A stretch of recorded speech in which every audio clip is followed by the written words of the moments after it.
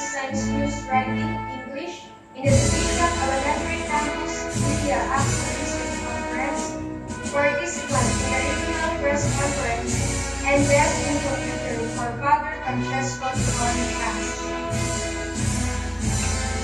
Dear Ruel Julian Antonias, Ecclesian Gold Merit Awardee. You will also receive the Leadership Award as MESCO President.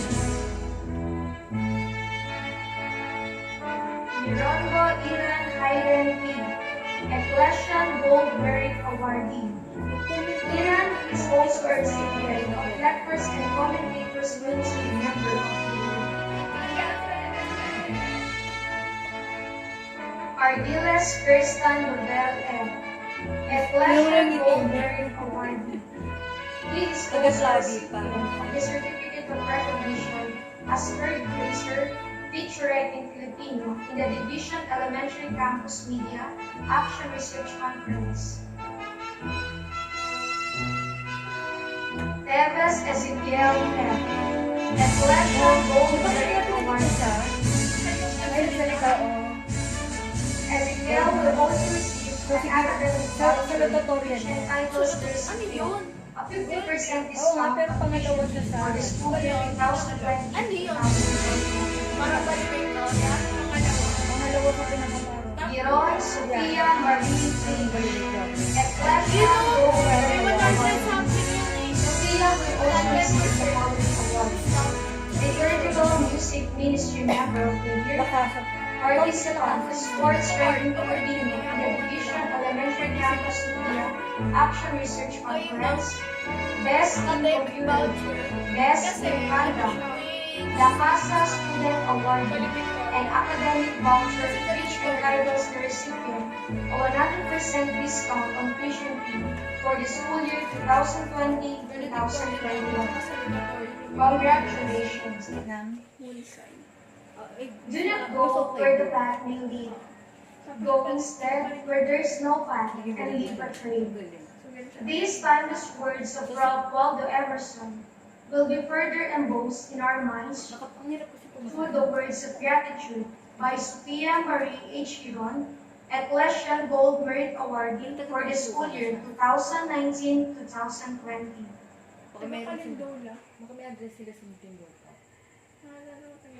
To my fellow graduates, we are now stepping forward to reaching our dreams, and the journey towards it has officially started. Graduation is the most awaited moment of us basic students because this will mark the start of a new chapter. Thus, every end has a new beginning. This has been a difficult and challenging year for all of us, considering that we are not used in the new normal situations. However, we should continue moving forward and face the series of opportunities when fostering resilience to change. Hence, this virtual graduation rites, through the efforts of the MES administration, was still made possible.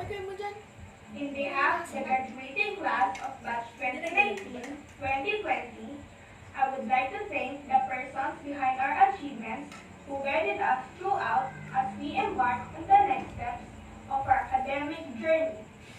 To our respected directress, Sister Emma T. Badajos, PBMI, our dearest principal, Sister Melda V. Bautista, PBMI, our loving vice principal, Ms. Bernadette V. Balkin, our supportive guidance counselor, Ms. Florabel P. Luna, and to all MES officials. Nag-haircut si ano?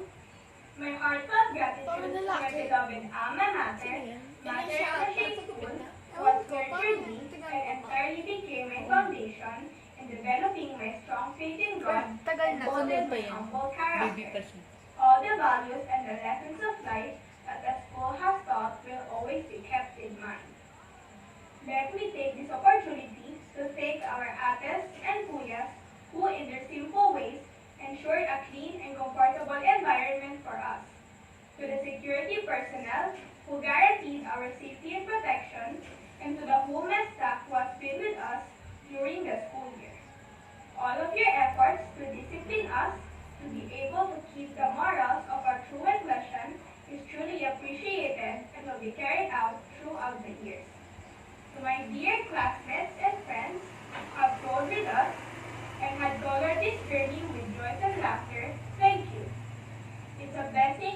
have shared a few of the most memorable years of life together. These ties shall remain strong wherever life may lead us. My sincerest gratitude to all our dedicated teachers, especially the grade 6 homeroom advisors who have been present in our lives and made it worthwhile. Ms. Geneva Comida, Mr. Rodolfo Sildo, and to my beloved advisor, Ms. Raquel Tan. Thank you for being our parents in our second home and imparting your selfless love, time, and efforts in educating our generation. Thus, we shall be forever grateful. To our ever-supportive parents, families, and relatives who cheered, pushed, and continuously supporting us to achieve our goals, most especially my parents, Mr. Eleodoro Jr. and Mrs. Gemma Giron. Thank you very much. Above all, to our Almighty Father, we thank you for the guidance, opportunities, knowledge, and wisdom. We will not be a recipient of this prestigious academic award if not for the gifts that He has bestowed upon you. Thank you, Lord, for this achievement. This will surely be a memorable school year for all of us. Let's pursue our quest and bear in mind our direction in order for us to reach it. I know that we will all meet at the top. As my motto says, the future belongs to those who believe in the beauty of their dreams. Congratulations, graduates. Good luck and God bless us all. Thank you.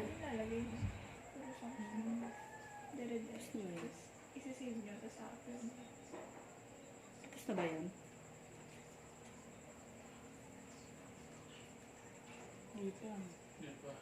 On behalf of Mater Ecclesiae School family, we would like to thank the people who have made this virtual graduation possible and meaningful. To our guest speaker, Engineer Eleodoro A. Giron, the administrators and staff, my fellow educators, and you, our ever-supportive parents. To our dear graduates, congratulations. We hope your dreams will take you to the corner of your smiles, to the highest of your hopes, to the windows of your opportunities, and to the most special places your heart has ever known. Friends, ladies and gentlemen, thank you very much for watching. This has been Miss Lorraine de la Cruz, now signing off.